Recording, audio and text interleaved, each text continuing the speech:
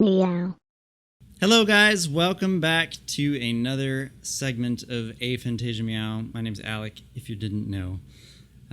So this video, I want to take some time and actually start getting into these exercises that I've been doing with clients to get their mind working in the way that we're hoping to, grow people past their aphantasia if they so desire.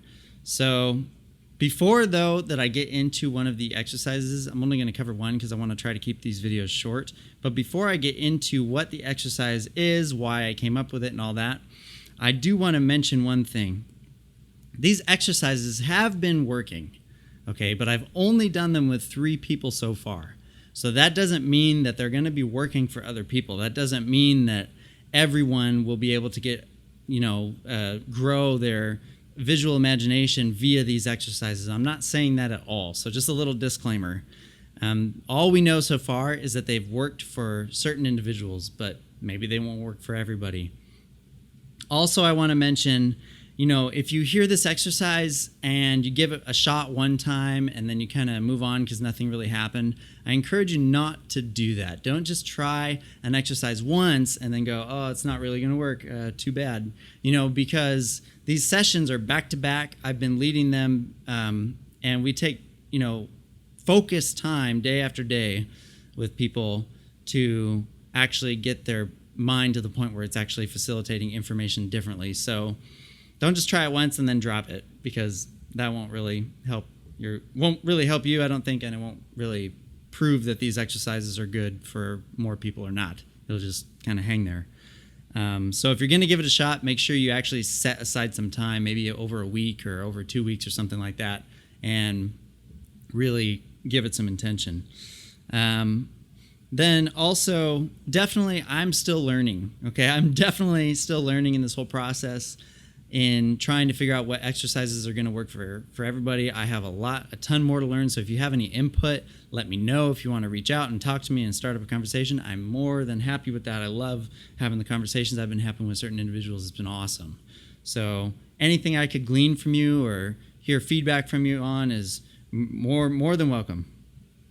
Also, if you're going to give the sessions or these exercises a shot, I'd encourage you to have somebody to help facilitate the sessions with, kind of like I do with the clients, which is why I'm like, hey, call me, let's talk.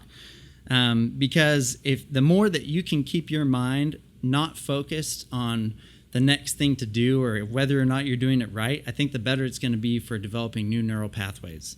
All right, the more that you have to actually think, okay, what am I going to do next or all this, you're going to be distracted and it's not going to be that easy. So if you're not going to reach out to me, at least find a family member or a friend that would be willing to sit with you and know the exercises, to know them in depth and be able to help facilitate them for you so that they could be kind of like a thing to bounce off of. And if they feel that you should go this way or you hit something really special here, you can actually hear that feedback live. So anyways, if you don't have anybody like that, give me a call because I'm stoked.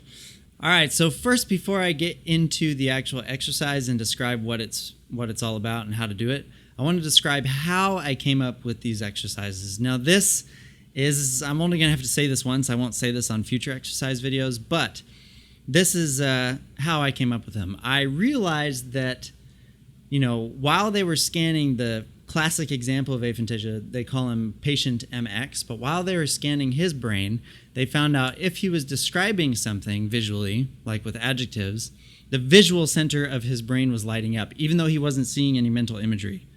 Okay, but if he closed his eyes and tried to silently picture an image, the word center would light up. That's really rough language to use, but I hope you get what I mean. So the analytical processing center of the brain would light up. Now that told me, when I heard that told me that there was a miscommunication between those areas of the brain, that for some reason when he was trying to visualize, it was activating a different part of the brain that he was intending to be activated. So my goal through these exercises that I came up with was to get those areas of the brain to cross-communicate. All right, let's get the analytical brain to talk to the visual brain, because they're both working. The fact that your eyes are open right now and you're seeing the screen in front of you, watching me move my hands around and talk, that's proof that that center in your brain is operating. Okay, it's not a problem with that necessarily, or at least that's my theory. it's a miscommunication. That's what I gathered from that, at least. So when I called up my family members to say, hey, let's go for it, that's what I tried to gear all of the exercises towards, was using her words to facilitate information, okay? Visual information specifically. And as we did that, it started to unlock, and she started to have flashes in her mind of whatever she was describing. All right, so that being said, this first exercise is pretty simple, but it's kind of along those lines. I would have the people simply lay down or sit down, find somewhere comfortable, and with their eyes open, begin to vividly describe the local environment around them, okay? So whatever environment they're in right now. So if I was to do this right now and give you a little example, I would take 2 minutes, if I was on the other side, if I was a client, I would take 2 minutes and I would describe, okay, well, I'm sitting at a table and the table feels kind of rough and coarse because it's wood. It's real wood. It feels nice. It's hard and solid.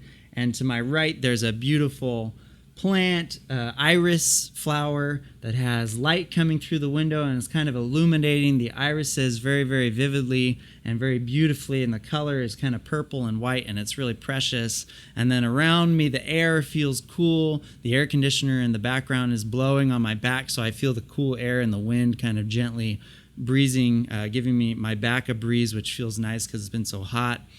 And I feel my sandal on my right. So anyway, that's what I have them do at first. So their eyes are open, they're looking around, they're describing the senses that they're picking up on right now. And it can be anything. It can be sight, feeling, hearing, like the air conditioner. It can be tasting, whatever, smelling. Though I do ask that they they try to hone in on the feeling and the visual part of it. So whatever they're sensing on their skin or they're picking up like that or what they're looking at, okay? And then the second part of that exercise, they take another 2 minutes, and this time they close their eyes. Only this time they're trying to focus in on what they're feeling, all right, what their body is feeling right there, whether they're laying down, sitting up, whatever, how the air feels, what they're feeling on their body, clothing-wise, whatever. So they describe that with their eyes closed. But also, I have them actually try to describe to me what they would be seeing if their eyes were still open. Okay, now that's a huge part of this first exercise. They're taking the information around them and then they're filling in the gap as if their eyes are still open, but in reality their eyes are closed.